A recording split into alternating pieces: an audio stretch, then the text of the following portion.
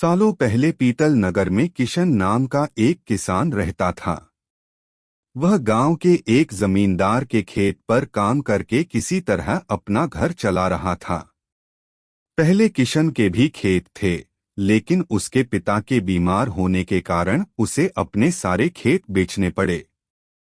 मजदूरी में मिलने वाले पैसों से पिता का इलाज कराना और घर का खर्च चलाना मुश्किल हो रहा था। वो हर दिन सोचता कि कैसे घर की स्थिति को बेहतर किया जाए। आज भी इसी सोच के साथ किशन सुबह सुबह जमींदार के खेत पर काम करने के लिए निकला।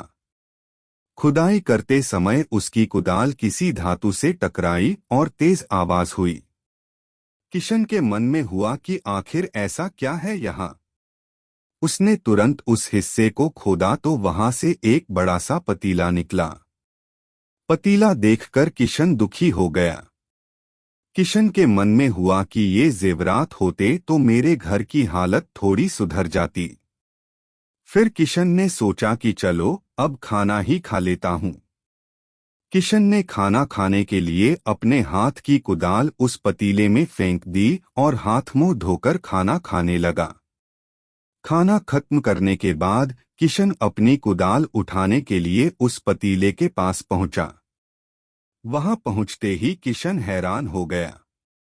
उस पतीले के अंदर एक नहीं बल्कि बहुत सारे कुदाल थे। उसे कुछ समझ नहीं आया। तभी उसने अपने पास रखी एक टोकरी को भी उस पतीले में फेंक दिया। वो एक टोकरी भी पतीले के अंदर जाते ही बहुत सारी हो गईं। ये सब देखकर किशन खुश हो गया और उस जादुई पतीले को अपने साथ घर लेकर चला आया। वो हर दिन उस बर्तन में अपने कुछ औजार डालता और जब वो ज्यादा हो जाते तब उन्हें बाजार जाकर बेच आता। ऐसा करते करते किशन के घर की हालत सुधरने लगी।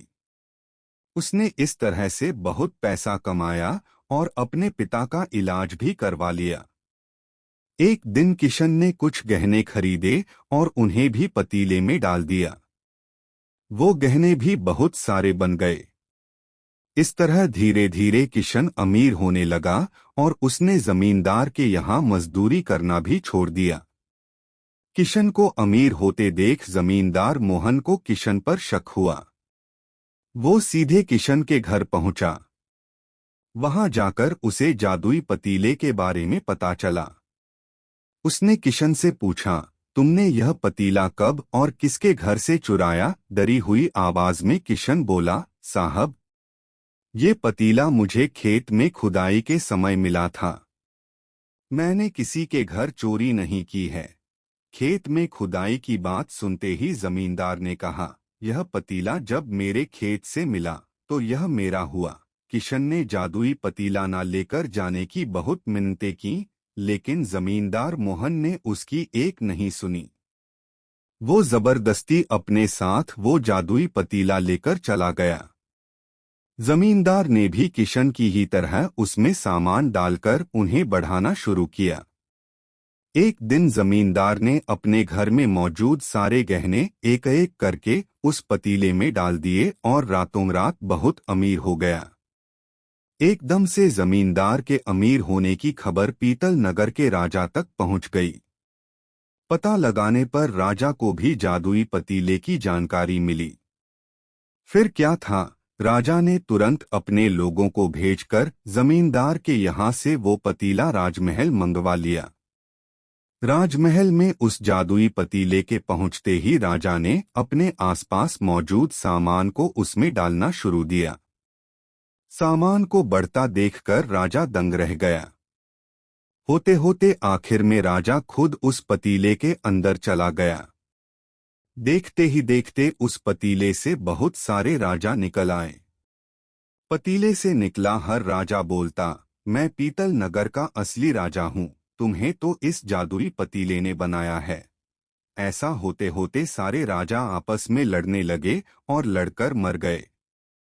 लड़ाई के दौरान वो जादुई पतीला भी टूट गया।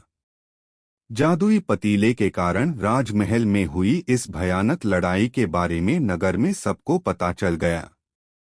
इस बात की जानकारी मिलते ही मजदूर किशन और जमींदार मोहन ने सोचा, अच्छा हुआ कि हमने उस जादुई पतीले का इस्तेमाल सही से किया। उस राजा ने अपनी मूर्खता के कारण अपनी जान ही खो दी।